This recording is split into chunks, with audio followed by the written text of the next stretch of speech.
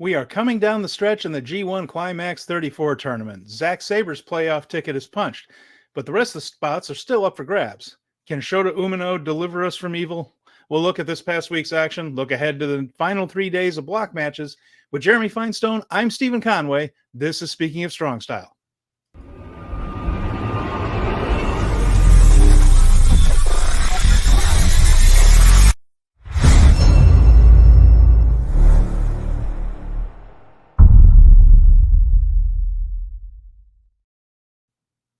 Welcome, everyone, to Speaking of Strong Style, where we discuss the news, issues, and events surrounding New Japan Pro Wrestling. I'm Steven Conway. With me, of course, as I mentioned, Jeremy Finestone, contributors to the Fight Game Network. And we had an extraordinarily busy week since we last spoke here on the show. 5 more G1 Climax shows took place. A lot of block action. We're down to 1 final night of Block A, 2 more in Block B. We've watched a lot of wrestling over the past week, Jeremy, but the good news is a lot of it has been very good to excellent. This is the G1 fatigue time where it can get real exhausting and real difficult to keep up with everything.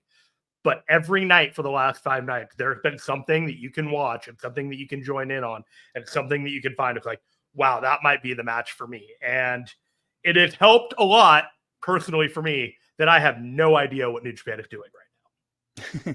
It is pretty chaotic. And once again, they've done an excellent job of keeping it up in the air. There are only a handful of people that are really eliminated right now, not a ton. And it's been quite an interesting journey to see how they have bunched all these people up. Block B in particular is the same unholy mess it was a week ago. We have a little more clarity in Block A, but it's still far from settled. It's another example of how intricately these tournaments are booked, because I kept going over tiebreaker scenarios and various other things today, prepping for the show, and there are just a ton of variants going on here. This could go many, many different ways. So I'm very anxious to see what direction they decide to take. I mean, it sets up the main event of Wrestle Kingdom. This is important stuff, and of course, everybody knows that. New Japan certainly knows it, so I'm very intrigued to see which direction they go, because they've left a lot of avenues open as we go into the final week.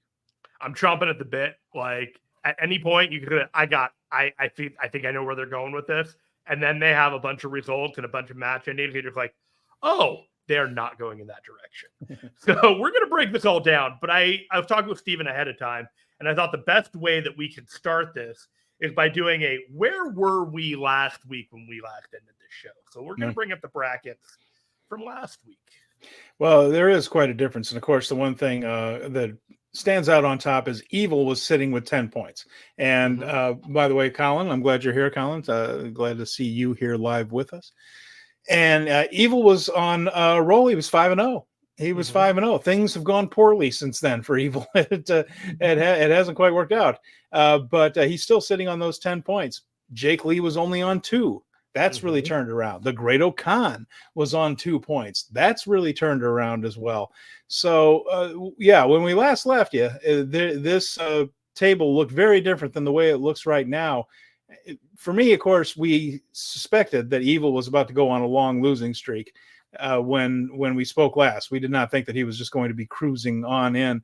But Zack Sabre Jr. had 8. He stayed out in front, and there's been the usual bunching. I mentioned last week, Jeremy, that this is the time of the tournament when if somebody with 8 points wrestles someone with 6, or someone with 6 wrestles someone with 4, you tend to favor the person that's 2 behind as they kind of get everybody together in a pack. Boy, we saw a lot of that. The one that completely blows my mind is Shota Umino at 6. Because when you go to this week's blocks, Shota Umino is still going to be at 6. Yeah, I did not see 3 straight losses for Shota. There was a conversation I had with somebody that made me think that he might lose a bunch of matches on the back end of this after the Gabe Kidd match, but for completely different reasons. But it turns out he was not set up to win a lot of matches, and maybe he's got a role to play to prevent somebody else from getting to block play. But at this point, I'm not even sure he's set up to be that. Yeah. Well, what's remarkable is that at 2 points when we left you, there is a scenario where Great Khan gets into the playoffs. There is. There is. And given the cataclysmic shakeup that has seemed to be the hierarchy of New Japan this year, I am not ruling out Tetsuya Naito walking away with a win against Great Khan on the last night. Yeah. Well, we'll have to see how it turns out. So where was B when we left? Yes. Now this, as I mentioned, was an unholy mess because everyone was in 4 points of one another. No one even had 8 in Block B when we last left, but there was a slew of guys at 6, and that's Uemura, Cobb, Hanare, Finlay, Narita, Takeshita, all of them won 6. And then right behind was Bolton, Goto, and Tsuji. And Phantasmo was bringing up the rear with 2. Now, things have changed quite a bit there, but it is still a large mass of people very close to one another. In fact, I believe that Phantasmo and Bolton are now the only guys that are actually just completely, totally out of it. I'd have to look over some of the tiebreaker scenarios to be sure, but we haven't gotten much more clarity out of this one. They are playing Block B close to the vest.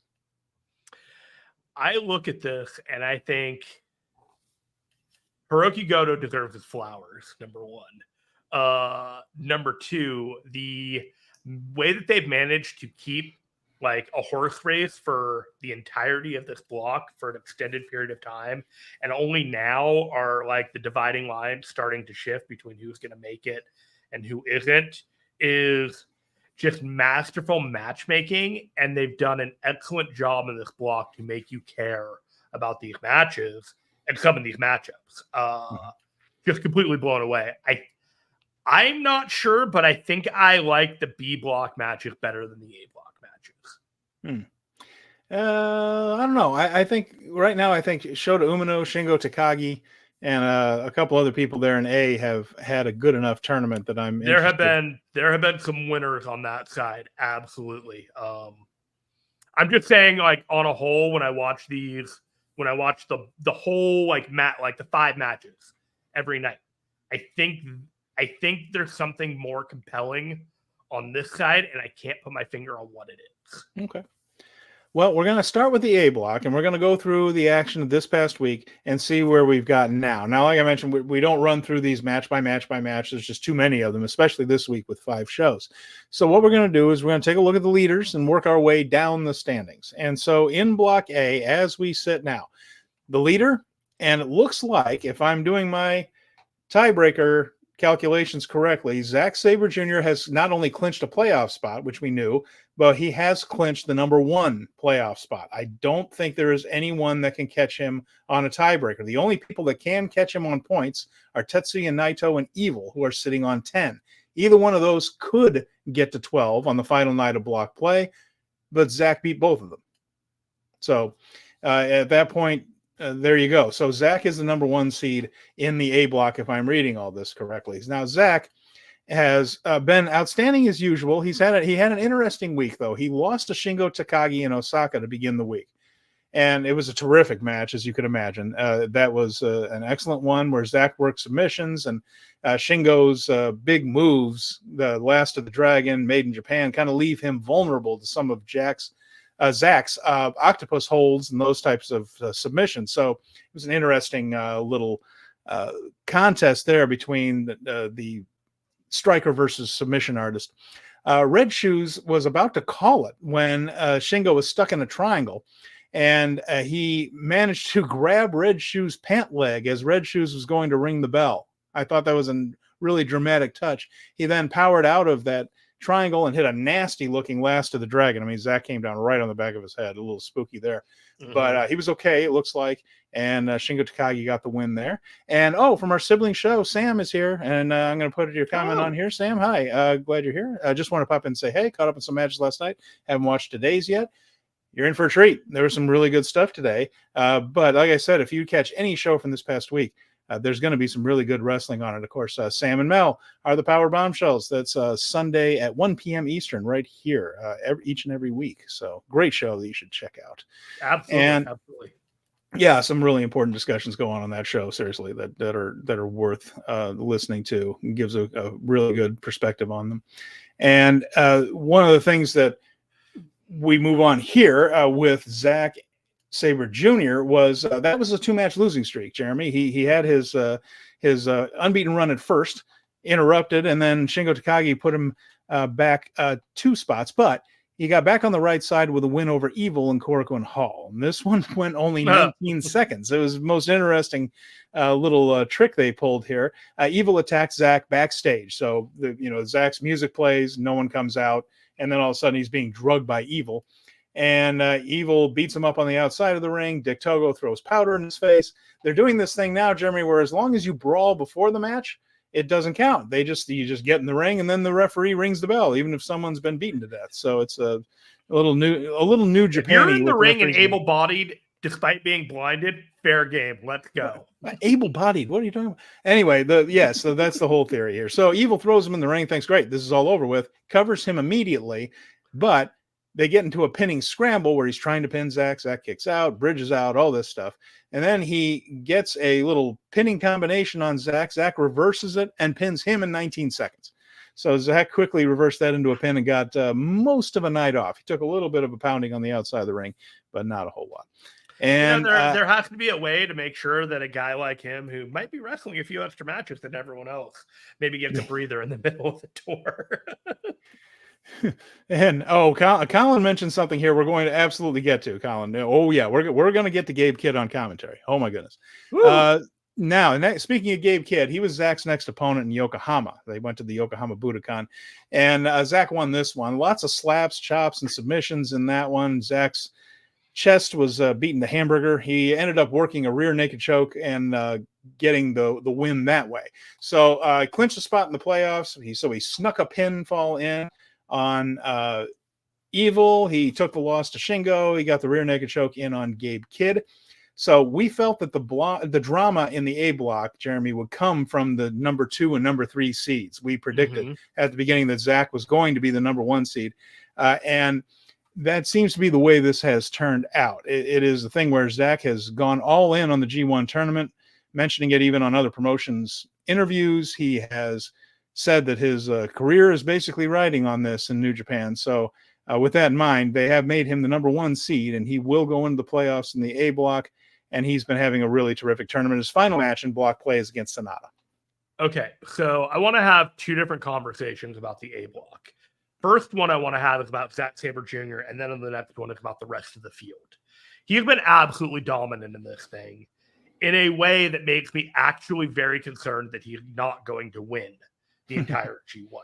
Yeah, like there is almost like final boss level like aura about Zack Sabre Jr. right now. Like people are getting a win off of him, but it's not. He is far and away set himself above everyone else. So my question for you is this: is he more in line to lose the G1 and having a dominant performance and putting someone over here, or losing to Naito at Wrestle Kingdom? Or are they trying to reset the scale so much and tell you that Zack Sabre Jr. is the new top guy so definitively that from this point on, you are looking at him as the top guy rather than Naito, and almost taking that pressure off of Naito from this point forward? I think this entire tournament is about setting up people who can take pressure off Naito, because it's pretty clear that Naito's body is not going to be long for this, as far as being a main event guy and having these long matches on top. Now, psychologically, he's still one of the best in the game. Physically, he's faltering. And I think everybody in the business knows that. So I think what New Japan is trying to do is build up more than one person, but they also need a top foreigner. They don't really have one right now. And I think that Zack is being groomed for the role of top foreigner. Now, there's a couple of ways to do that. And one of them is obviously to win the G1. Doesn't happen very often. Foreigners don't win the G1 very much, but drastic times call for drastic measures in that sense. The other thing you can do is lose the G1 final to someone from B block. I still feel very strong Zack's going to make the final. He could lose to someone from B block. He beat Naito in the tournament, so you could have him come back about this in Destruction or King of Pro Wrestling. It doesn't have to be a Kingdom. I'm sticking by it because I said that I thought Zack was going to win this tournament. He's the number 1 seed in A block A. I'm not ready to get off of that yet, but there are other alternatives here. That way you can make him the top foreigner in some way, and then you can also have someone else win the G1 and go to Wrestle Kingdom. That is a possible option. I'm going to stick with my prediction for now, but I see your point. They almost are leaning a little bit too hard into him winning the thing. Like, this is such a tell that he's been so dominant that unless that it's just like he is the Roman Reigns of New Japan, where he's just not going to lose for an indescribable period of time, which I don't think is the case. But he has lost a couple of times in the tournament. This isn't like Sonata last year, where they were trying to convince us he was a strong world champion by having him mow through everyone. He's dropped a couple. No, but they're sending a clear message that he has won his bye before anyone else is even locked in their spot. That's a big deal. And I want to make sure that I am underlining that. So you're not against the idea that potentially Zack Sabre Jr. and Naito have a match before Wrestle Kingdom. Zack Sabre Jr. wins the title there, and then the G1 the G1 winner will face Zack Sabre Jr. as the title holder. But do you think that could happen?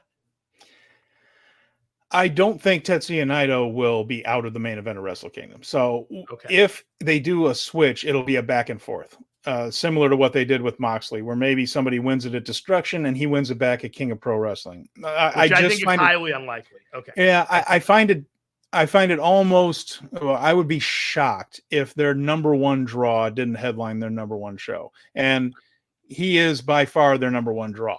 Whether you think he's still the wrestler he was or whatever, no one in the company sells tickets more than Tetsuya Naito does. And this is a 2-night event, and which means they actually have put themselves in a spot where they can't just rely on special guest stars for Wrestle Kingdom. That's what the show on January 5th is for. They're going to need him. They're going to need him. All hands on deck. Yeah. And so I think that'll either be the rematch, perhaps a rematch, or he'll lose it, win it back, and then go into Kingdom against the G1 winner. All those scenarios are possible. They either have something tricky really up their sleeves, or like they have something really. The way that they booked this G1 has been confident and competent in a lot of ways. So I will be okay at this point if Zack Sabre Jr. does not win this G1. Because I feel like what they have done so far has laid groundwork for a number of interesting pathways that I think if the promotion has a hot direction coming out of the G1, I think everything is going to be okay. And it doesn't necessarily have to be Zack Sabre Jr., but right now I feel like it could be. Phenomenal Ace mentions the last time they changed the title before Wrestle Kingdom was when Tanahashi beat AJ Styles in the fall, but that was because Tanahashi versus Okada was the money match for Wrestle Kingdom 9. And as he mentions here, it goes to our point. In that case, you can't take Naito out of the main event. Right. So Phenomenal Ace, thank you for joining us, by the way. And makes the good point. They need him there. It used to be that there was a team of guys that could draw on top. Okada did. Certainly Tanahashi when he was healthier, certainly he did. Naito did. Even Will Ospreay to a certain extent could draw, and certainly Kenny Omega drew. Right now it's Naito and Desperado, and Despai's on the shelf. You look at the VTR for the G1 every time you start the show, and it's like the focus on Naito as he's young, and then you see like the profile of him like just aged and like he's seen it all. Is just like they're telling you this is the Naito G1. Yeah. So I don't think that's going to happen, but I felt like the conversation needed to be had in case other people were thinking it, because it's just like Naito in the main event. This has to be Naito's last main event, whether he wins or loses, and who it is against will be a compelling story that I think they're telling right now. And like I said, at this point, if it's not Zack Sabre Jr., I think I'm okay with it. Yeah, well, we'll see. I would like it to be Jack, because I think it always is Zach. I don't know why I keep saying that. Zack Sabre Jr., not Jack. It's Zack Sabre Jr. I would like it to be him just on a personal basis. I feel like I feel like he can carry it. I feel like he's good enough. He feels like the right guy. And the crowd responds to him enough. You definitely need to be building up other Japanese wrestlers, because nothing draws as well as a native star in Japan. That's just the way it is. And they need that. But I also think they're on the way to doing so. And there are some hints we've gotten as to who the next person up is from this tournament. let's look at the IWGP World Heavyweight Champion Tetsuya Naito's journey so far. So he beat Gabe Kidd in a match after selling a lot of the way very early. And he played most of this one dazed and was kind of laying on the mat, didn't do a whole lot because Gabe was kind of steamrolling him until he got that inside cradle out of nowhere off the Destino attempt or the Tornado DDT attempt. You know, how he's kind of developed this way of getting in and out of small packages and inside cradles. That was a good way to get through a match without having to do a ton. Because, you know, like I said, his knees have still been pretty shaky here. He defeated Shota in Korakuen in a really good match. Umino came out hot early. He hit that DDT over the top rope where he slings himself over the top rope. His opponent's through the ropes toward the outside and kind of drops all the way to the floor while DDTing his opponent on the apron. It's a cool looking move. As long as your knees hold up again. And then he also got the Tornado DDT on the floor. He got the ignition. All that was pretty early in the match. And then there was a really good build to the big moves, and Umino stopped a Destino, hit a Fisherman's Death Rider, but Naito got another inside cradle to win. So the story for Naito is he's taking these beatings from guys and then barely scraping by. He's managing to slip through. His finisher isn't working. He's shaky on the ropes. His knees are bothering him. His neck is bothering him. But he keeps finding ways to just squeak by these guys and score points. And, of course, he had the very rough start to the tournament, so he has to win. But he's finding these little ways to get through. And then he beat Callum Newman in Yokohama, the Yokohama Budokan. And Newman got some shine in this one, but this was as close to a definitive win as Naito's gotten all tournament. He hit the half a Destino, then he hit the full Destino, and it was probably the most solid just victory over a guy that he's had the whole time as he heads toward all of the various scenarios for getting into the playoffs that we'll get into a little bit later. So wins across the board for Naito, and in mostly scrape by faction with a win over a guy who had already been eliminated from the tournament contention, Callum Newman. So was that the last of his matches? No, he had one more, right? No, that was it. The Newman one was today's. Okay, I was looking at what he had left, which was Great Okan. So that's an interesting. Naito's been fine. You know, like he's been better in these matches than he was in the last few weeks. And I don't know whether it's just like the opponents were better suited for the match that needed to happen or whatever. But the thing that I started to take away was that this is a signature Naito pathway to the G1. Yeah. It is what happens every time. Like he makes that comeback at the very end, and indescribably he makes it through, and we're comfortable with that. Great Okan might beat him. Maybe, you know, it's like that's a punch in the face. It might happen, and you know the thing is with Naito, he's always been vulnerable. He is never, even when he was Stardust Naito, when he was heel LIJ Naito, he was never a guy that steamrolled people. He was never a guy that just he's never been a force of nature in the ring. The Naito character has always been the Stardust. He was the underdog, the plucky underdog, right? As he turned heel and went LIJ, he cheated to win. You know, look at his wins. They were with when Evil made his debut, when Sonata made his debut. That's how he won titles and things like that. You know, Bushi turning heel and going with him after being on the Hantai side for so long. When he went back to being a babyface, when the crowd basically turned LIJ around, right? Then it became the whole thing of he's the babyface who's taking on all these forces of nature and figuring out ways to beat them through guile and wit. He's never been a steamroller. And this version of Naito in his older age is simply as a guy who is absolutely getting by on smarts and slipping through the cracks. If you give him any opening, he finds it. That's the story they're telling with him right now. It also means that at any given point, they can put somebody over on him. You know, because and have it look, not have it look ridiculous.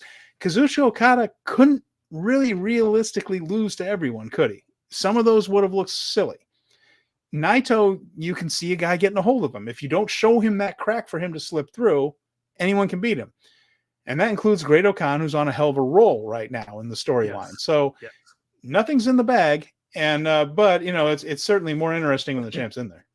I've always considered Naito to be I don't know if you'll get this reference. I think you will. Like, you're not completely out of comic books and Marvel, but he's Loki. You know, it's like he's the trickster. And the good version and the bad version of Loki, you know, when he does the bad things, he pulls other people into his tricks and he pulls things out. But when he's the good guy, he's got to figure out using those same tricks, but not hurting anybody. I've always kind of seen Naito and Loki as kind of like the same kind of archetype used in different mediums. So that's that. This is the year where Naito could theoretically not make it to post block play, and it make no difference on his Wrestle Kingdom future. We also have this. It's also a possibility. Phenomenal Ace mentions, would it be out of the realm of possibility if Naito simply wins the G1 as champion? We haven't had that in decades. Indeed, no, we have not had that in decades. My only counter to that is, you want the G1 to build up challengers. If Naito wins, then he just names his opponent. And who would that be? Like, who would he just name as his opponent? There are choices. I'm not, but it doesn't give the challenger a lot of juice. Now, the only time I could think of when it would really make sense to do that, have the champion win the G1, is if you had someone in your back pocket that would make for a very special dream match at Kingdom. And maybe you can just say, we've got a dominant champion, and now we've got this incredible challenger that we haven't seen before, and it's a match that is either it's been 10 years or it's been that type of an atmosphere. For instance, if Naito just won the thing and said, Shingo is my teammate, he deserves a shot, it doesn't, then just put Shingo over, then the challenger almost has to be from outside the company, because then you would just say, well, if that's going to be the challenger at Kingdom, just have him win the G1. You could do it.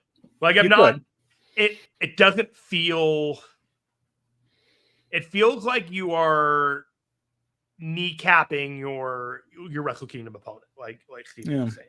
And if Zack Sabre Jr. wins another one, say like 14, and Naito's like, all right, you won more than way everyone else, you should be my Wrestle Kingdom like opponent. Why wouldn't you just have Zack just win the matches to earn it that way? Yeah. But you could have like some person in the middle of the G1 that like, no, you beat me in the middle of the G1. I don't know. But like I said earlier, I'm okay if Zack Sabre Jr. doesn't win this G1, because I feel like there are a ton of compelling different directions. And if Naito's the one to win it, I'm going to sit back and enjoy the show and hope that they know what they're doing.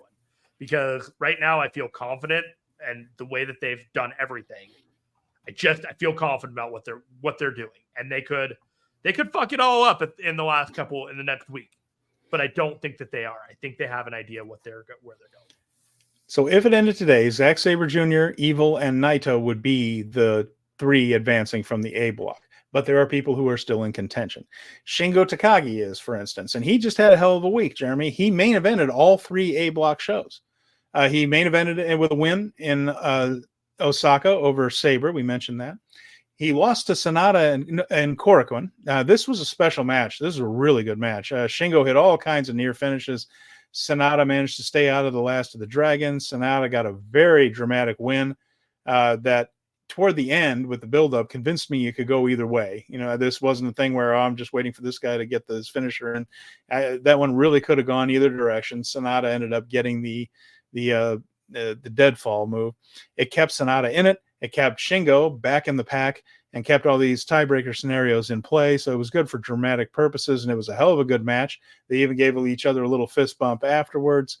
And it was really one of the highlights of the week. That was an excellent one. And that I can be hard on Sonata, but it reminds me, but he showed fire in this thing. And he was motivated.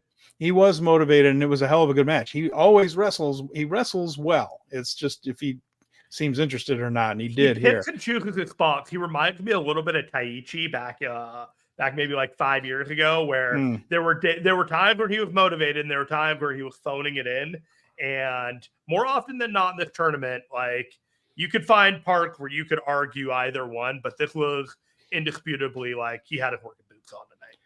And in Yokohama, Shingo won the main event today, overcoming all the House of Torture nonsense to beat Evil. So that puts Shingo in a very interesting spot, tiebreaker wise, and we'll talk about that. We also saw, by the way, Hiromu Takahashi and Bushi run in and help him beat Dick Togo and Yoshinobu Kanemaru. So that was gratifying to see as well. Good to see those guys back. Good. We barely seen them on the tour. They had done such a brief period of time with Evil and Zack Sabre Jr. that you had to make sure that you got all of your House of Torture and a little bit extra here tonight. Yeah, indeed. So with Shingo, brings up a very interesting scenario. He is wrestling Jake Lee, who is also sitting on 8. We're going to talk about Jake in just a moment, the week he had, which was interesting also. If Shingo defeats Jake Lee and gets himself to 10 points, look at the tiebreaker situations. Shingo would have the tiebreaker over Naito. He would have the tiebreaker over Evil.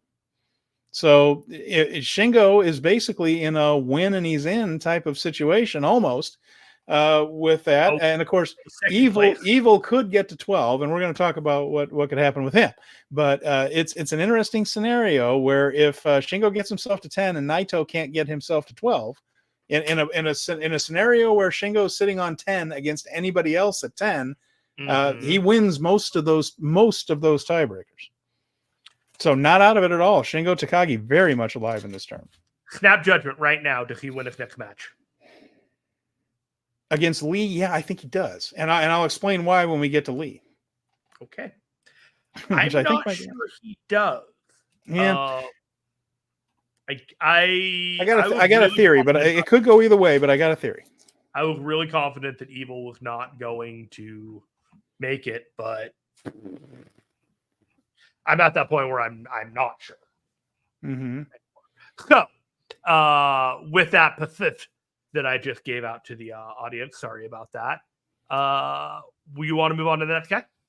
Yeah, let's take a look at Jake Lee, because Jake is on a 3-match winning streak now. He beat Callum Newman in Osaka, and Newman kept things moving in that match. If you pardon the pun, the Prince of Pace, he absolutely did I wrote down Junkyard Dog Terry Funk, Jeremy, and this is my favorite metaphor in wrestling sometimes, where they went, and I'll explain. In 1985, Junkyard Dog and Terry Funk were in the WWF during the expansion, right? They had taken Junkyard Dog from Mid-South, and Dog was eating a lot of food and doing a lot of cocaine.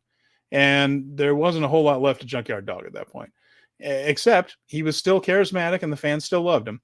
So they put him in there with Terry Funk. And later on, they asked Terry Funk, well, how do you work a guy like that? And he just said, tell him to stand in the middle of the ring and bounce off of him. And that is exactly what Terry Funk did. And if you watch those Terry Funk Junkyard Dog matches, Junkyard Dog barely leaves the 4-foot radius in the middle of the ring. And it's all Terry bouncing around off of him. Well done. Callum Newman was Terry Funk, and Jake Lee was Junkyard Dog in this one. Jake stood in the middle of the ring, and Callum Newman caromed around like a pinball in a machine. But he did manage to get the face break and win it. And then Jake Lee beat Gabe Kidd in Korakuen Hall. Lee came out with 2 beers like he and his fellow War Dog were just going to have a drink together, but that didn't happen. The action inside the ring and the brawling around the outside of the ring, they went all through the orange seats and everything, wasn't bad at all. And once they got into the ring, they brawled all right. They fell out of the ring, and it ended when Jake Lee dodged a charge from Gabe Kidd. Kidd crashed into the barricade, and Lee slipped in at the 19 count. 20 got the count out win. It was a good finish because it put over the smart bastard gimmick that they're doing for him, that he managed to outwit Gabe here when he needed to. And of course, you need to have a count out in the G1 anyway, just to kind of remind everybody that you can do it. Bad Luck Fale used to lose some of his matches by count out. I remember that was because they didn't beat Fale a ton in the G1. He actually averaged quite a few points whenever he was in there, but they would have Tanahashi beat him by count out, like dodge him or have him crash into something and then slip into the ring. Reminded me of that. Lee ended up getting another win over Shota Umino in Yokohama. This was a much better match for him, showing some real growth in a New Japan ring. And I have a little bit of a theory about this, that I think Lee took a little while to get his footing right there, but maybe he looked around and just said, boy, this is a bit of a faster league than I'm used to. Maybe I do need to step up my game a little bit. That's what I'm hoping for, Jeremy, because his match against Newman wasn't bad, but that was mostly Newman. Match against Kid wasn't bad, and that wasn't all Kid, although a lot of it was. And then he was right in there with Shota. And Umino has been playing it like he is just fighting through pain to the point of unsafe defiance. Like, he like his whole thing is him just, getting kicked in the chest and screaming, "That doesn't hurt," at Jake. So he does it again. Like he's in so much pain that he refuses to even admit that it's happening to him. It is kind of the gimmick that Umino's doing. And then he kind of dies heroically, so to speak.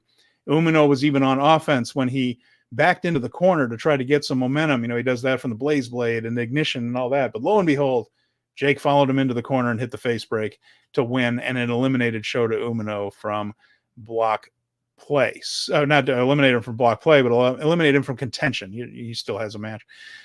So Jake Lee had a pretty decent darn week.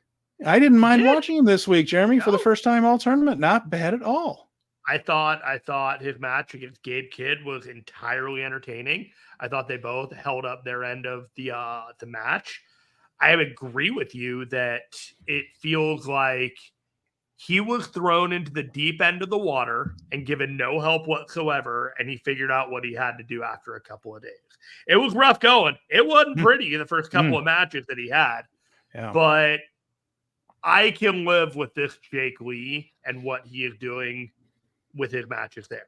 Just like I can live with Great O'Khan matches.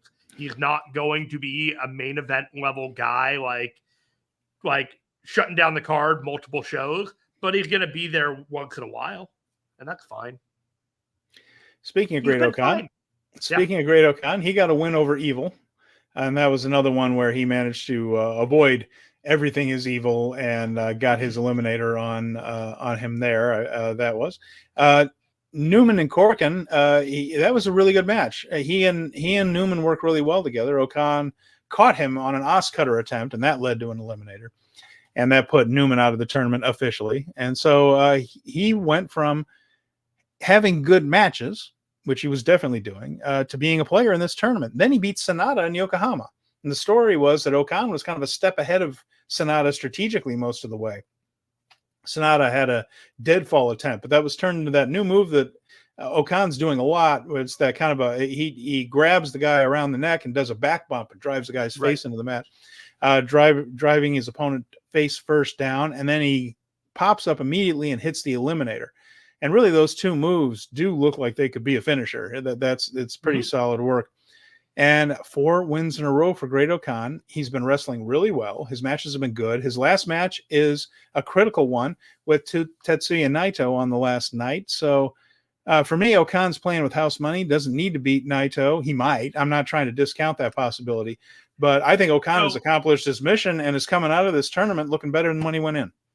If Great O'Khan beats Naito, it's a win and he's in, right? I believe I'm going to look at the scenario. I will tell you in a moment. Because we have Sonata.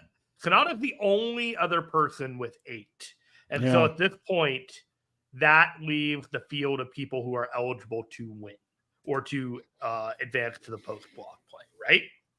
Well, if O'Khan gets to 10 points, Zach would be ahead of him. So you just have to get in without 3 guys ahead of you, right? And then you're in the playoffs. Zach's ahead of him, period. End of story there. Then he would have 10 points. If both Evil and Naito win, then he can't get through because they would have 12 and he can only max out at 10.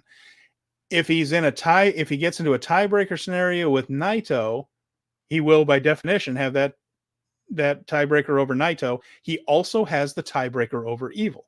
So if he comes in at 10 points and he's stuck in there with either Shingo or not Shingo, excuse me, if he's in there either with Evil or Naito, then it's O'Khan. Okay. So the more that I look at this, Great O'Khan doesn't have a tiebreaker on Shingo. No, Shingo could lose to Jake Lee. And absolutely did. USBA guy said, watch out for Great O'Khan, and look where we are at. Call the shot. He's in it. The run for Great O'Khan has come. The prophecy has come alive. I'm loving it. I'm enjoying it. I'm at the position where I think Naito's going to win that match and go to 12. I think so too. Great O'Khan, like you said, has accomplished his goal. So Sonata and Great Khan, I feel like they're done. Mathematically, they're pretty close to done, right? Because I believe Sonata is done. Here's why. We mentioned that his last match is against Zack, but he can't reach Zack even if he beats him on points. That's over with, right? So with that, and I'm bringing this back up here and make sure I get it right. He's lost to Naito. He has lost to Naito, and he's I believe he has Evil. Yeah. So he can't get a tie. He can't climb above enough people in the points, and he loses on tiebreakers. So we have 3 people fighting for 2 spots.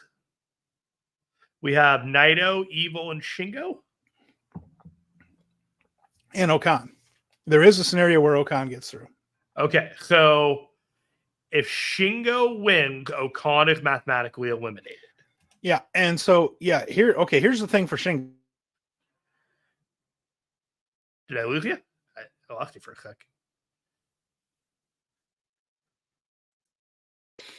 Naito needs a win and an Evil loss.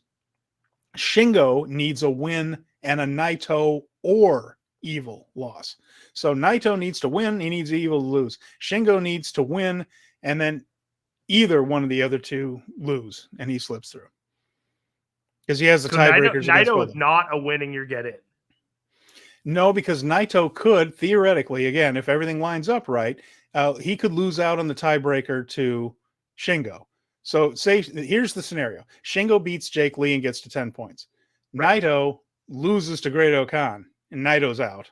And then, you're left with those guys at 10 points. Shingo, and Zack Sabre Jr. Yeah, there you go.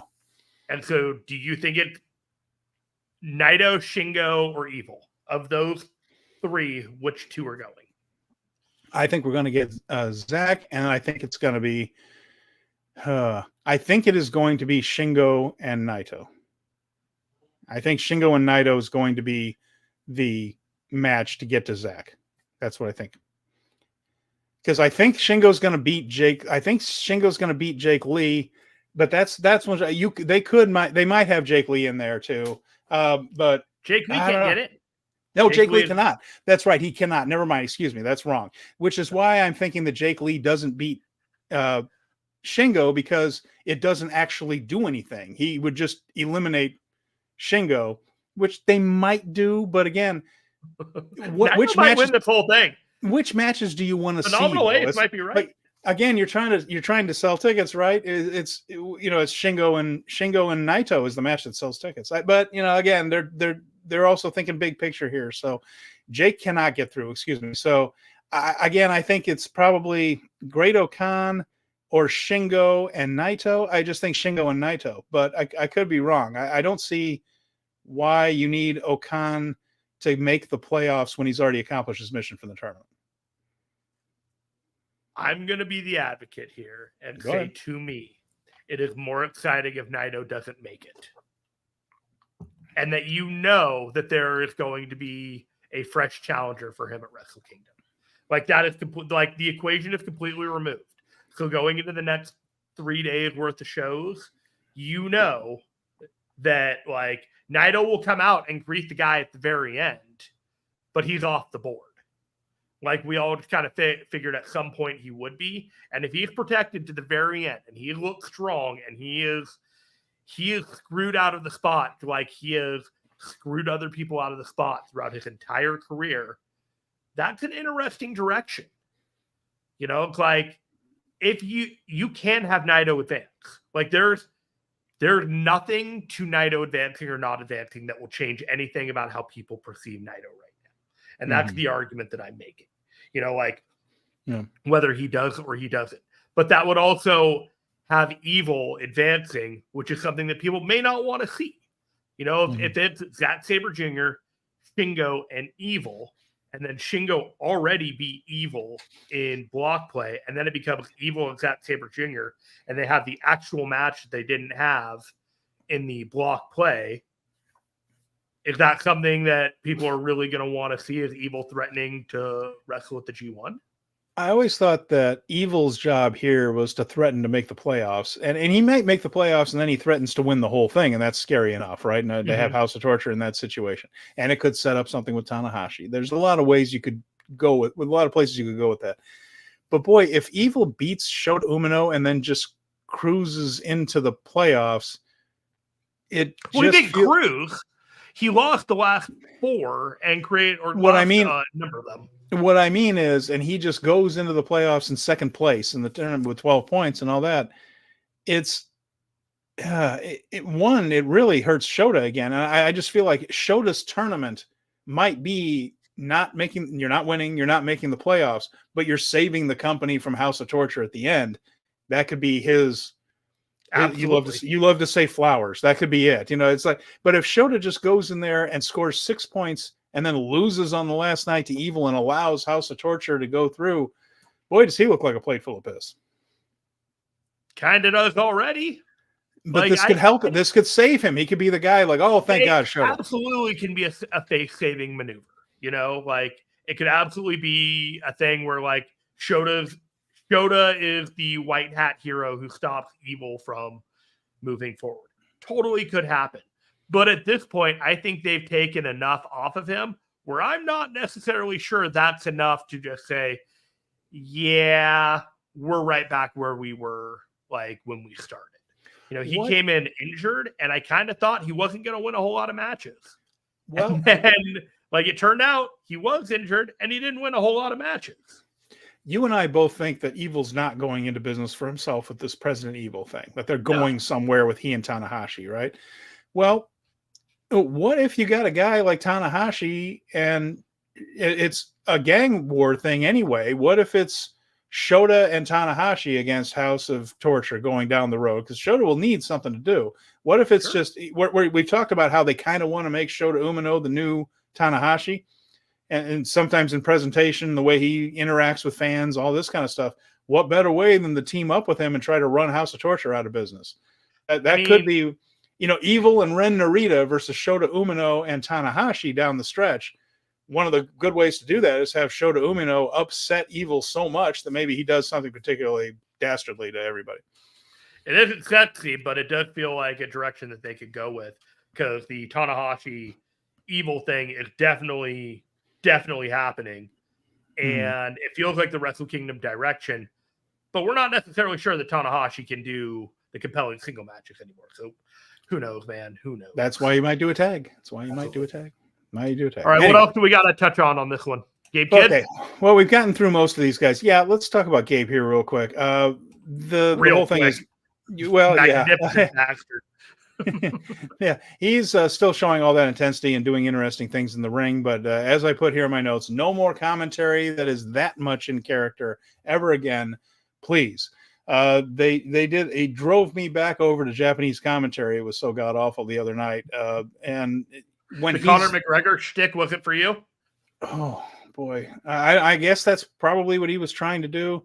But I mean, Walker doesn't need more of that. Walker needs help, like what he gets from Chris, like what he got from who was just recently very, very good on commentary. And Newman wasn't half bad, but there are other people that have been very, very good. Finlay was pretty good, yeah. And that's the kind of person that could help Walker along, because Walker doesn't quite understand a lot of things out there. But he Chris can fix the blown calls and all that. But oh boy, those two on that night, Kidd and Walker on that one was impossible to listen to. I had to turn it over to Japanese.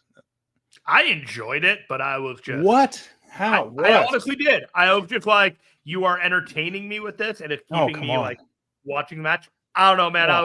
I've been in a weird mood for the last couple of weeks, and it was just kind of like, oh, this is nice. I'll listen to this for a minute. I was listening. I turned it off for that and then it was like the Cobb and Hanari match or something like that. Hell of a match, just a really good big man war.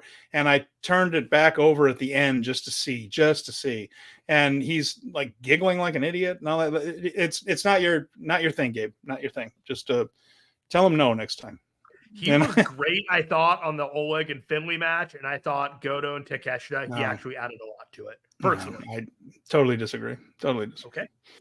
But yeah, anyway, that from time to time. It is okay. Yeah. Yes, it is. But we will go to who else is there? Okay, yeah, we mentioned Shota and what his future might be. One more time, Gabe Kidd is having a fantastic in-ring performance in the G1 as well, and I have enjoyed all of his matches, and I look forward to his matches at this point. And Callum Newman, by the way, still having really good ones as well. So he did a terrific job in this tournament, and I'm sure he will in the last match too.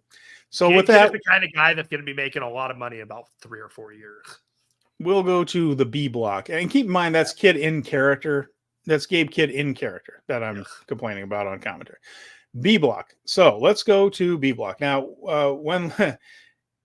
What we have here is a big turnaround for Jeff Cobb, who is now leading it with 10 points. He is in the clubhouse leader. Now, they always protect him in the G1, but they didn't at the beginning of this tournament at all. But he's coming on very strong down the end. It's usually the opposite, right, Jeremy, where he goes and runs through everybody, and he's the leader about halfway through and then fizzles. But not here this time. And I guess we just had an ad right there. I wanted to emphasize that when I was talking about how awful Gabe Kidd was on commentary, it was him in character. That's the main point of what I was talking about just now. 8 points. Jeff Cobb on 10.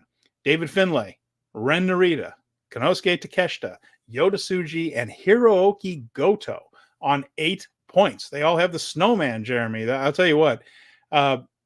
None of these guys surprised me except for Goto. I will admit, I said it, I didn't see a lot of wins for him in this tournament, and he's having one of the best runs of anyone here. He is having an outstanding tournament, great matches, and he's getting more wins than I thought he was going to. So as a Bishamon dude, I'm thrilled. He is, what I like to say, is legitimizing the tournament. You know, like you expect the top names that you come in, like the Yota Tsujis and the Finlays and the Cobbs, to have their really great matches. But if you were to have a conversation with anyone around here, no one was going to say, you know, I'm really looking forward to the Hirooki Goto matches. I think he is going to be a revelation. I think he is going to be a game changer to this entire tournament. That wasn't a conversation people have been having. But here we are with 3 or 4 shows left in regular block play, and Hirooki Goto has been absolutely fantastic and making it so that everything that we see feels that much more important because the guys are competing every night. The guy that's been here for 17 years is treating it like the most important thing that he's ever been a part of, even at this point of the game. Like, this guy's in it to win it, and I feel that with every move that he's doing. I think there was that Goto versus Takeshita match where there was a sequence where he did the sunset power bomb all the way into the Takeshita's German suplex. It was like this string of moves, and it was just, bro, you're over 40 years old. I'm feeling it when you're doing this. Like, you are a win for guys our age. I am here for this. This old man, Hirooki Goto, he's the sentimental pick for me. If he were to win the whole thing, I wouldn't even care. Like, make him the new banner man. Make it Naito versus Goto for the grandfatherness of New Japan. I don't even care. With the way that he's wrestling, I'm so happy to watch him go. Yeah, he defeated Takeshita and Nagoya in just a fantastic match. And you know, like Colin mentioned, it was a shocking finish. It was also just a wonderful bout. The crowd was wild for it. Every move was a battle down the stretch, proper G1 type of match where it was a real struggle. And then he got a main event win over Finlay in Korakuen Hall with his kids in the crowd. And but I love the fact that he's getting some spotlight here as the last stand of the old guard. And I'm here for it as well. I'm really happy for him. And of course, you know, the thing is, he can always go back. It's always healthy to have Bishamon as a gatekeeper tag team, and just as someone who can kind of make the other teams that come in. And it's a very useful thing that he and Yoshihashi are doing. And it takes a little bit of pressure off of 2 guys who are over 40 years old. But Hirooki Goto is still a top level singles guy, and we don't get to see it often enough. He made the finals of the New Japan Cup. He's having this great run here in G1. And it just reminds you how damn good the guy is. I was mentioning his story with the rage against the dying of the light. bro, this light ain't dying. It's burning bright right now. And, you watch that Goto and Finlay match, and you can't help but think everyone who mentions Goto's name put a little bit more respect on it when that match was over. And they even put a little bit more respect on Finlay's name, too. He's another guy that's been absolutely just able to take a lot of meat and chew it through this entire G1. But we'll get to him anyways. Hirooki Goto, quietly one of the top MVPs for this entire tournament. He just hit you like a bolt of lightning. B block is in a different spot than A block right now. We still have 2 more block matches for B. So we're not going to be doing the tiebreaker guesses and things like that with B block so much, just because there's so many different variables right now. But with 2 more matches to go. We do know that there are people mathematically eliminated. Yes. Jeff Cobb is in first place. He had a hell of a match against Henare. He started 1-3, but hasn't lost since. He and Henare just, as you would imagine, just beat the hell out of each other for the most part. But they did it safely. I didn't see too much crazy stuff in there. Cobb can sell realistically for Henare in a way that he can't sell realistically for a lot of guys, just because Henare has that bulk and the power and the persona that he could hit Cobb with one shot, whereas most of the roster in New Japan has to hit a combination of offense on Jeff Cobb in order to make it look realistic. So it's nice to see Cobb in a match like that. And he got the win there. And that whole thing was really interesting because he hit an F5 on Henare, then urged Henare to get back up on his feet. Henare got back up on a knee. They exchanged their respectful hand signals. You got the aloha from Henare. He gave the crowns to Henare. Then he hit toward the islands and finished him. His other match of the week was against the other super strong guy. It was he beat Bolton in a really fun match. Both of them did gut wrenches on each other, which was amazing to see that they were both able to do gut wrenches on the other. And of course, Cobb ended up prevailing in that one. The thing that struck me, and we'll get to it, we're not going to talk about Bolton much because he's mathematically eliminated, but it's worth mentioning here. Oleg, dude, has improved radically in this tournament. He is. I never had a doubt. He was green as grass when he got in there, and his first 3 matches, he looked like a green guy, and now he's turning into a good worker, and it's like 4 matches later. It's like this guy's coming along so quickly. Really impressive. He's very good, and you can tell when his opponents are done, they agree. They're like, this guy's, I wasn't expecting that. There's a little bit of truth behind the worked comments when you're like paying attention to them.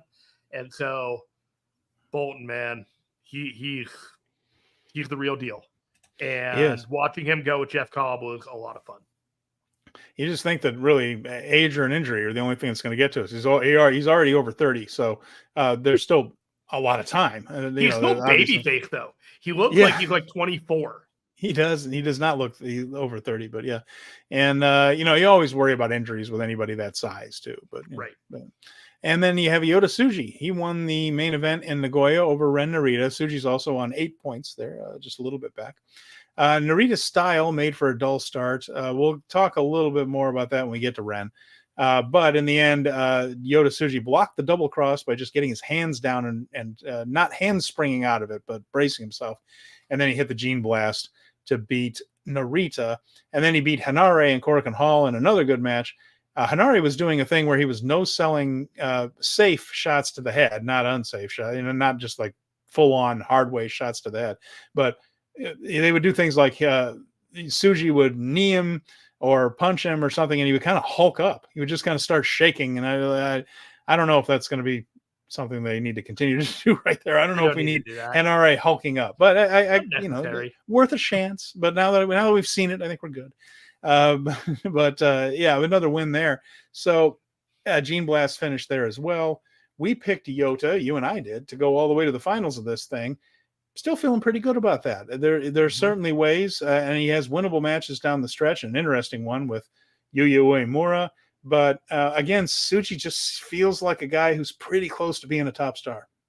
I look at it and I think if you're not advancing Yota Tsuji, you're probably making a mistake. Yeah. So he just feels like the one lock of this entire thing is like you kind of have to make sure he makes it to the post block play. If you are going to stop his progress now, it means you've lost faith in him, and I'm not sure he's the guy that they've lost faith in them, according to maybe a comment here from USVA guy.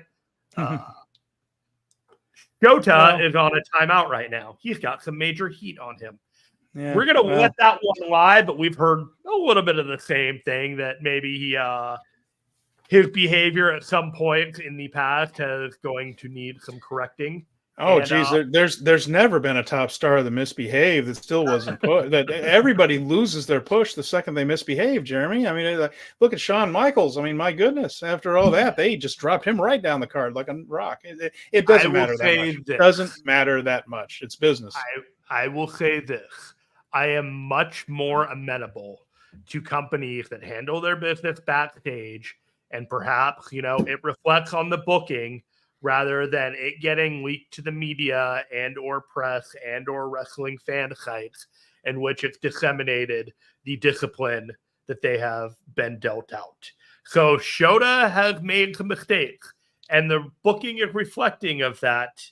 Fine. Great. I'd much rather have that than hearing a ton of drama all the time about what kind of person that he is or is. Yeah, it's a lot of rumor right now anyway. So yeah. But point being, and keep their shit in house. Point being, Yota Tsuji's a future star here. So yes. Ren Narita. Let's talk about Ren here. So all of his matches follow a very similar pattern, the House of Torture thing. So they're slow, they're kind of plodding, and they're a little dull. And you're just kind of waiting for the ref bump so that we can get all the interference and then find out if he hits somebody in the nuts and wins. This guy used to be really good. We know he still is really good.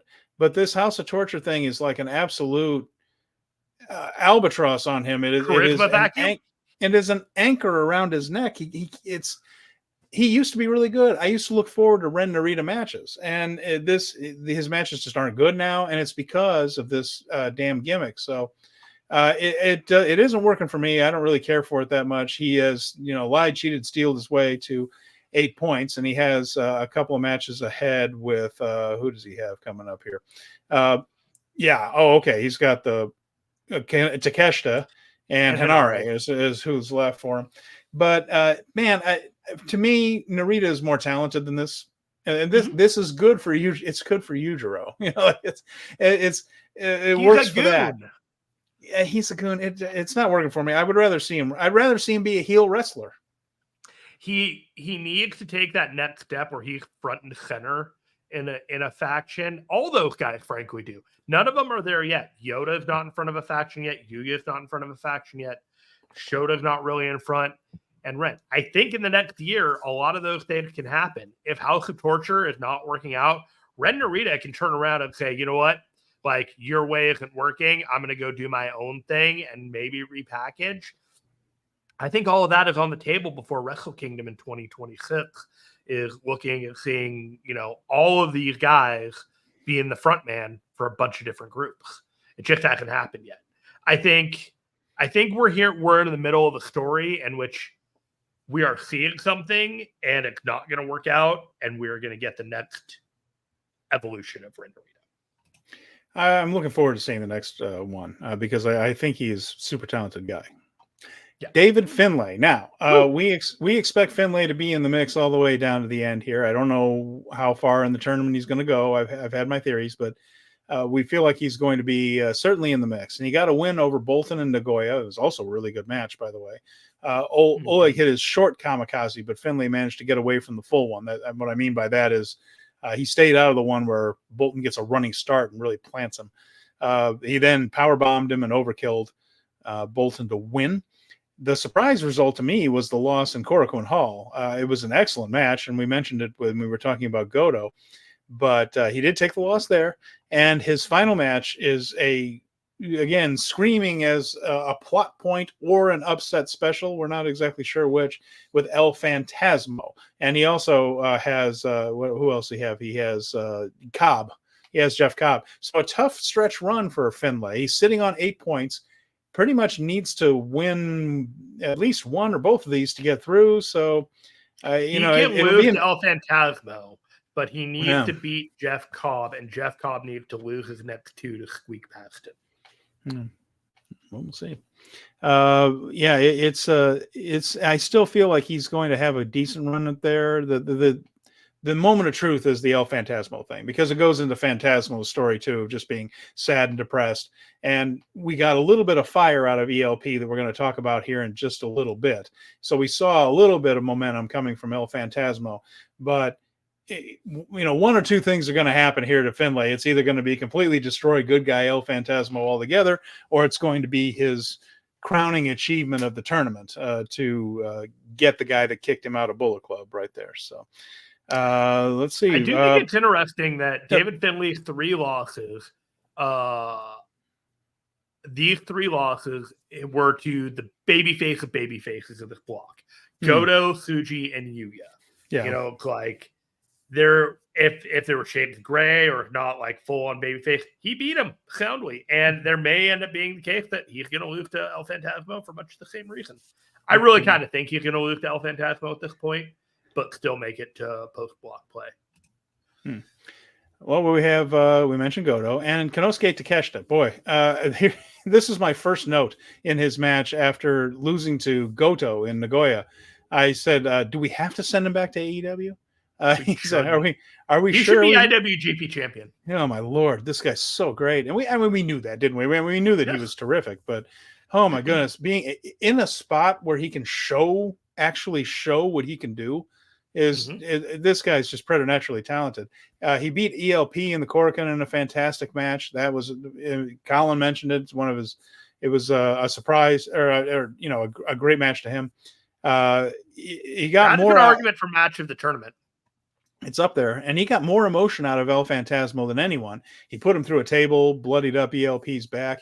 ELP showed a lot of heart in the match. He ended up succumbing to the Raging Fire Driver to win, but that was a treasure of a match, and it brought out something in ELP character-wise that we haven't seen in a little while because he's just been playing it so depressed. This is the time we might be seeing the beginning of Phantasmo starting to pull himself out of the morass a little bit. And he had the best and everything. He brought it back. Yeah. Oh yeah. It was wonderful. And this guy slides right into strong style so beautifully and works the style so well. He, they mentioned it almost every match that he put in a resume when he was a little kid to get into New Japan. Now he's over there in AEW, and you're like, damn it, we got to send him back to the United States now after this. It's too bad because boy, is this guy fun to watch. I sit there and I think they have no plan for him over there. And I think it's going to be a shame. It's like I watched the Callus stuff and I see what's going on there, and this expectation that he's going to go right back over there and be put in like this big program, building off of the momentum of these great matches. Bro, they haven't done one update about Takeshita over in the G1 over there. And remember that the AEW fans don't care that much about what happens in New Japan. They just don't. Like, they don't. They'll hear about it and they'll hear what a great job. It's like, wow, he's done a great job. I hope he comes back and they strike while the iron is hot. I think was it, and I want to mention this quickly, Jen. On that point, I believe it was I was listening to We Work Stiff, our friends podcast, and they were talking about that thing about where AEW fans are, and I think that they nailed something on the head in that AEW fans are former New Japan fans because they wanted a number 2 company to WWE before AEW existed. So they were watching New Japan on Access, or they were going on YouTube and finding it. They were it was kind of the underground thing. Right. Then AEW came around and they had AEW as the alternative to WWE now. And they kind of fell off. I don't get the feeling at these, with a couple of exceptions, of guys who were around before AEW, Suzuki, Ishii, Tanahashi, like those are the guys that get responses from the AEW crowd. And so this idea that they're paying attention to AEW fans are paying attention to what Takeshita's doing here, a couple of them are, but I don't think very many. We're going to sidebar this real quick and get back to the G1. I would not say that they were looking for a replacement in AEW. I would say that they did, in fact, follow a specific group of wrestlers over there that they were intensely following in New Japan at the time, that then came over here, that 5 or 6 like that core 5 or 6 group of wrestlers that came over here, there was a very big following for those guys.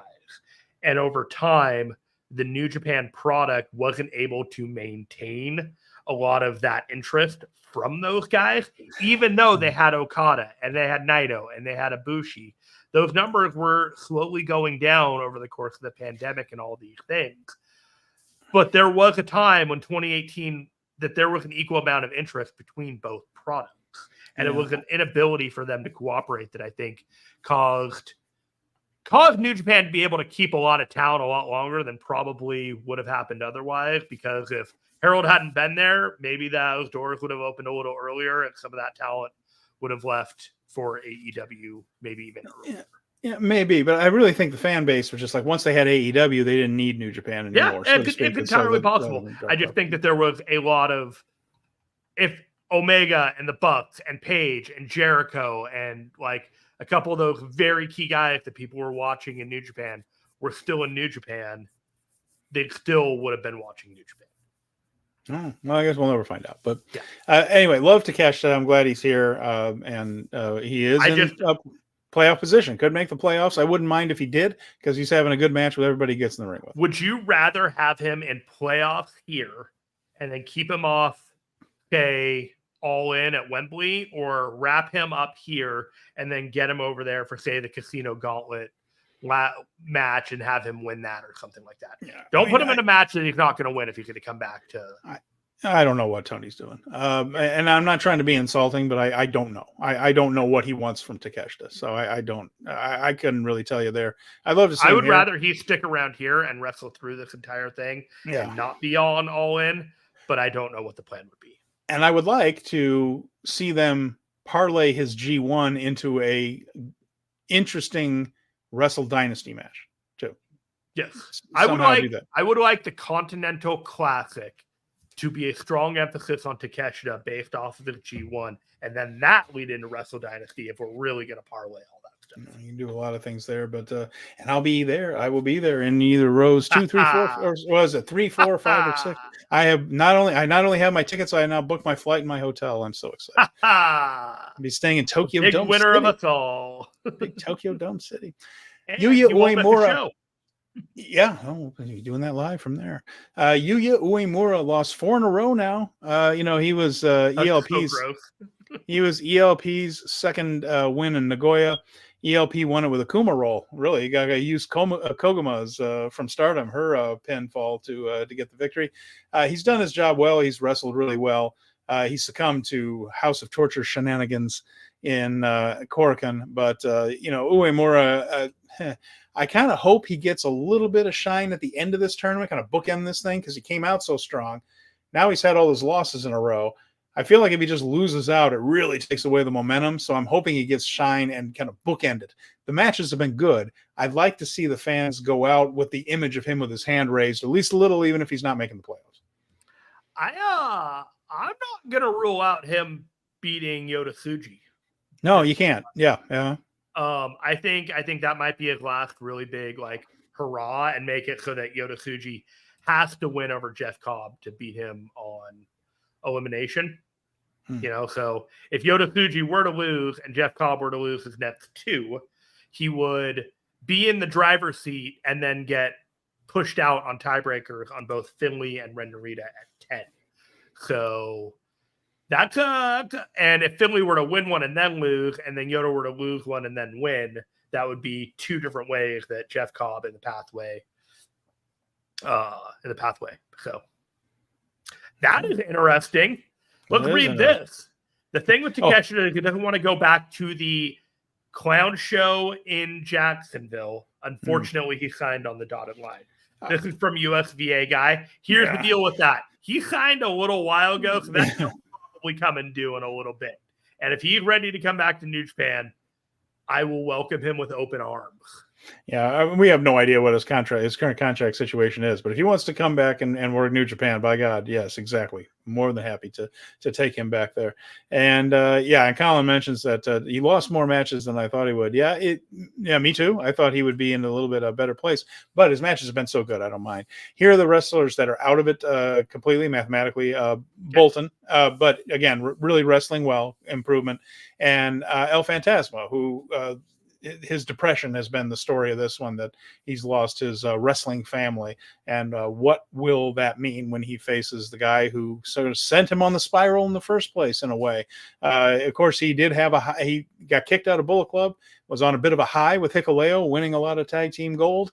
And then Hikuleo leaves, and now he's back down in the doldrums. So there's one guy he can take his frustrations out on, David Finlay, and the dramatic lasted day. So.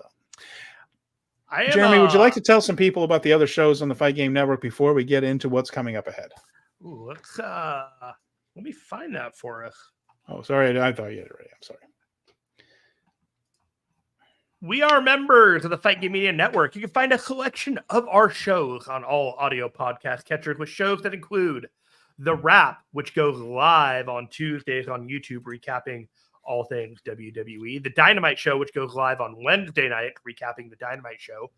The 5-Star Joshi Show, which just had a 5-Star Grand Prix preview with Peps from, I believe, Wrestle Purist. I hope I didn't get that wrong. But that was a great show that I managed to check in for and get educated on Stardom, for the fact that they are so intrinsically tied to New Japan, it seems, the more and more that I have to get myself more educated. And then we have Popcorn and Pile Drivers and various newsworthy pay-per-view recap shows for WWE, AEW, and New Japan. Like, we'll be doing a Capital Collision recap show on August 30th, live after the show. So that's something you can keep an eye out for. We also have this YouTube channel that you're watching that succeeds more and more live from the feedback you provided. So if you like what we do here live on Speaking Strong Style every Thursday at 5:30 p.m. Eastern, Powerbomb shows every Sunday at 1 p.m., the Dynamite Show, 5-Star Joshi, content live presentation of all those recaps, hit the subscribe button if you're listening for the first time. Hit the share button. Go on Apple Podcast. Hit the like, hit the thumbs up, 5 stars. Anything that you can do that tells other people that you like what we are doing, we very much appreciate it. And with that, I'm going to give it back to you, Steven. All right. So we have the blocks coming up. So next for B block is Saturday in August 10th in Sendai. That'll get us evened up on the number of block matches.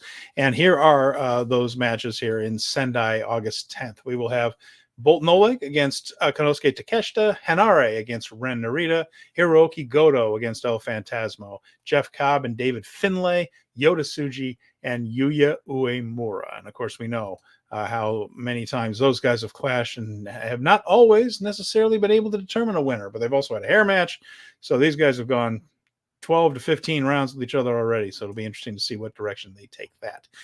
And then I'm going to go to August 14th. That's Wednesday. There's a show in the middle here. We'll get to in a second. That one's going to be in Shizuoka at the Hamamatsu Arena.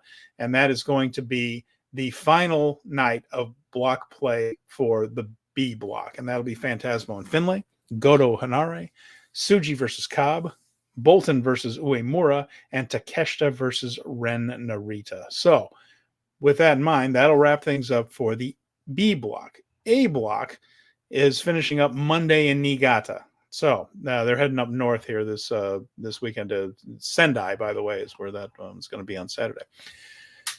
A block wraps up with Umino versus Evil, Naito versus Great Okan, Shingo and Jake Lee, Sonata versus Zack Sabre Jr., Callum Newman, and Gabe Kidd. And once again, we have is Zack seems to have clinched the top seat on tiebreakers. Evil's in with a win. Naito needs a win and an Evil loss, and Shingo needs a victory and some help, either Naito or Evil loss. And then what we'll have is next time we're here, it'll be the same day as the Chiba show, which will be the playoff first round matches. So A block second place versus A block third place, B block second versus B block third, and then we will know what our final four is the next time we come here. That's exciting. I'm going to be coming from a remote location for the next 3 weeks, maybe sweating everywhere in my body in 115-degree temperature in the desert of Southern California. So we'll be doing that instead of this background here for a little while. That's going to be exciting. But I am really looking forward to this G1 finale. I have been nothing less than pleased and surprised by a lot of the decisions that have been made, and it just makes me feel confident that we are headed to a really satisfying conclusion that has bucked both expectation and preconception. I agree with you. It's been a lot of fun, and in a lot of ways, Best of the Super Juniors, G1 restored. My faith wasn't gone in New Japan. I still love it. I still do this show, but yeah, there's some juice to it again, isn't there? And the first half of this year was a little bit like eating your vegetables. We had to deal with a lot of stuff that just didn't taste all that great. You were in the middle of a breakup and you felt like you were the loser. You know what I mean? Yeah, like with all the people that have left, you're just trying to be cool about it, but it's just like you're just trying to like do your thing, have your matches, maybe go to the gym, just all the things. yeah. And then, the world title isn't even in town. And you're like, oh, no, everything's fine. But it was a struggle, but Super Juniors was great. This G1 has been really exciting. And I think it is really setting some future stars up, which is exactly what we need. Got to get some new blood in there. And I don't know if this is going to end up like 2008. When Tanahashi won the G1, and it kind of set things in motion toward the recovery, because remember, New Japan damn near died about 20 years ago or so. It was in horrendous shape. Hard to believe how bad a shape it was in before you had guys like Tanahashi and look, Kojima and Tenzan and Nagata were doing what they could, but boy, was there some bad leadership back then with that company and bad business decisions. But those guys struggled through and held on until they could get the ball to Tanahashi and Shinsuke Nakamura and Goto. Goto was one of them. Katsuyori Shibata is one of them. And then, we saw that little boom period that went all the way up until the daggone pandemic ruined everything. So it was a lot more than New Japan that it ruined, but it was something that they can start climbing back to again. It's been a little bit 5 years since they were knocked off that perch when they almost sold out the Tokyo Dome for Wrestle Kingdom at the beginning of 2020. That's not going to happen this year, but I feel like steps are being taken to get this company back to that. And I think there are stars in this company, and maybe another star or two that could be in this company if they wanted to be, if they really could be. And with that, I think we can get there. I feel like this G1 is laying the groundwork for everything through the next G1. That's how it always is. Like there are year periods that you look at from Wrestle Kingdom to Wrestle Kingdom and then G1 to G1. And inside those, like that rotating like seasonal thing between the G1 and the G1 is like you are going to see the biggest shift between the roster ever. Like that's the measurement period. But when you go from Wrestle Kingdom to Wrestle Kingdom, it feels like the story for the year ends. So you have half the year with the roster changeover and then the other half of the year with the other half. I know I'm not explaining this very well, but I'm just trying to say that like New Japan runs on like two different orbits is what I'm trying to say. Like there are two moons rounding around this thing. One is the cycle of the G1 and one is the cycle of Wrestle Kingdom. And they are not in sync with each other all of the time. But at one point, they line up with each other and everything starts to make sense. Okay. All right. Well, hopefully that's where we're headed. So we'll just have to see. And if they get to the end of the year and it feels good and everything's exciting again, we have new stars, then Hiroshi Tanahashi is going to look like a really, really, really smart man. So, because I have a feeling he's going to get most of the credit, whether it's all done by committee, right? There's a lot more than one person making all of these decisions, but I feel cautiously optimistic. So, anything else you want to add before I wrap it up this week here, Jeremy? We do have a couple of match announcements for that Capital Collision show. Let's go to those. Let's find those. August 30th, correct? I believe so. Yeah. Strong Openweight Championship. Gabe Kidd, the champion, he'll be wrestling against Leo Rush, who is a Washington, D.C. area native. So that'll be a home game for Leo as he challenges for the NJPW Strong title. Zack Sabre Jr. and Titan. So that'll be exciting right there. That's Titan, of course, fabulous wrestler, and Zack Sabre Jr. is one of the best in the world. So why not? We know Zack can do any style. So lucha type of match with Zack. All right. I was trying to think of it in the moment and I missed it, but do you know what they call the area that Lio Rush is from? My brother lives there now, but apparently it's called the DMV, which is Delaware, Maryland, Virginia. And so that whole area is just, they just call it the DMV and then you go from there. I thought that was an interesting little side note. Yeah, I thought it was too. We have, okay, so there's TMDK, Mikey Nichols and Shane Hayes. Of course, they are the strong openweight tag team champions, and they are facing the CMLL combination of Hechicero and Virus. Hechicero and Virus did a little viral video that I'm not going to put up here because I think we might get in trouble on YouTube. But Shane Hayes right now has been training at the LA Dojo and working with the talent down there. So when you're wondering what he's been up to, that's what he's been got going on. All right. I want to mention this. Dunston's here finally. Dunston, he says, work was hell. I'll have to wait until fall comes before making a decision for an NJPW in 2024. So taking the wait and see approach there as we still have Destruction, King of Pro Wrestling. There's good stuff in there. Grudge match between Fred Rosser and Tom Lawler on one side against the West Coast Wrecking Crew, Jarrell Nelson and Royce Isaacs. That's a combination. They have been building this one up since Windy City Riot, right? Yeah. You know, yeah. And really teasing Battle. it before that. Actually, Battle of San Jose. They were not on Rocky Waters, and Rosser and Lawler built that up all the way back in January. So we are 9 months in on this. I can go back even further than that, really, because Rosser and Lawler had a match and shook hands back in Texas last year. I remember seeing here one of those events. So it's been going. Dunson said, "For the love of God, please end this feud." Well, he's not sold on. But yeah, there you go. It's one match on the card. We'll have you. And we have Mercedes Moné. Mercedes Moné will be there. We don't have an opponent for her yet, though, do we?